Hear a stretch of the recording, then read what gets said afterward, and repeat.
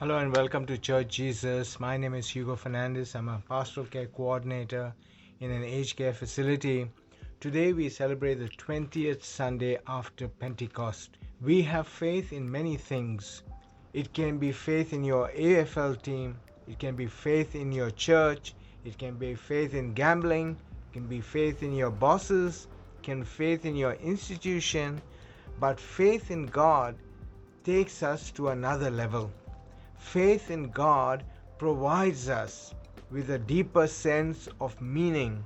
Faith guides our decisions and helps us to navigate challenges in life. So, is faith real? That is the question.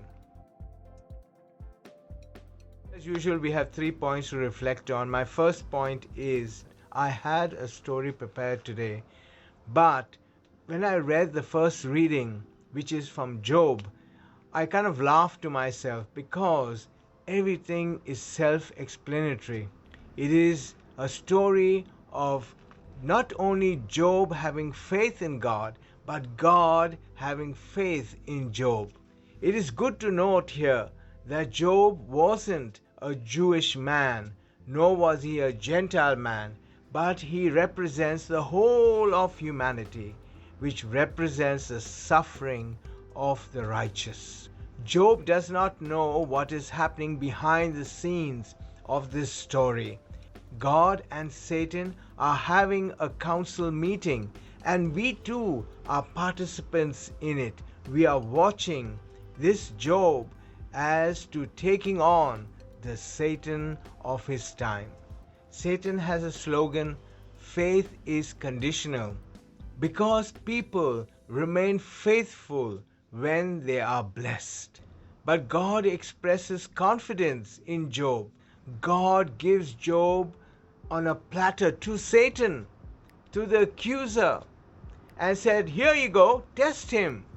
Throughout his trials, Job shows integrity.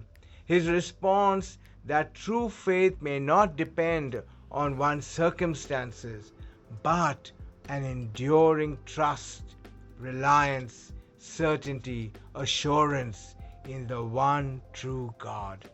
So, is faith real? So my point 2 is the Sadducees and Pharisees, the prominent Jewish sects during Jesus' time, often tried to trap him with difficult questions, theological questions. And they not only were to discredit him, but they were out to kill him. In Mark chapter 3 verse 6 it says that the proud religious law keepers and Pharisees went out and made plans with the Herodians how they might kill Jesus.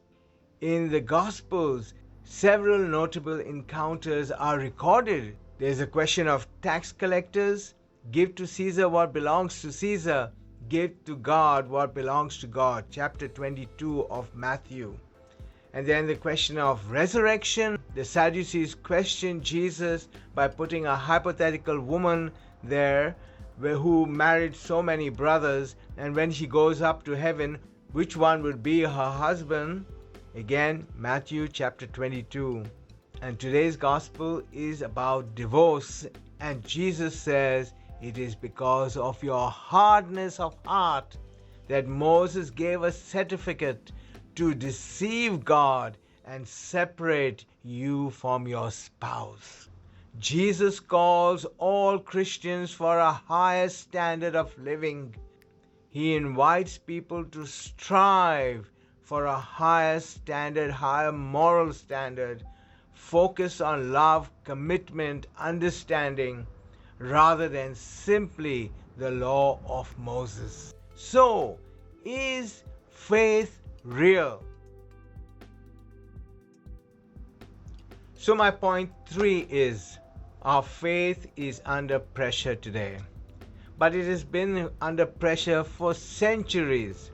The growth of secularism, and therefore questions occur which diminish the role of faith. Our philosophies have changed. With multimedia coming in, it has confused people. People live a very doubtful life about what faith is. Our life circumstances have also changed.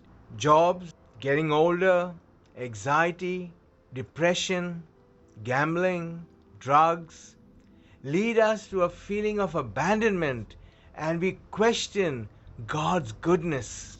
As Christians, we do have a deeper sense of trust, of faith. Jesus said, I am the resurrection and the life. Do you believe this? John chapter 11. Irrespective of whatever laws and the rulings of the church may occur, we are called to love one another. Amen. Amen. Amen.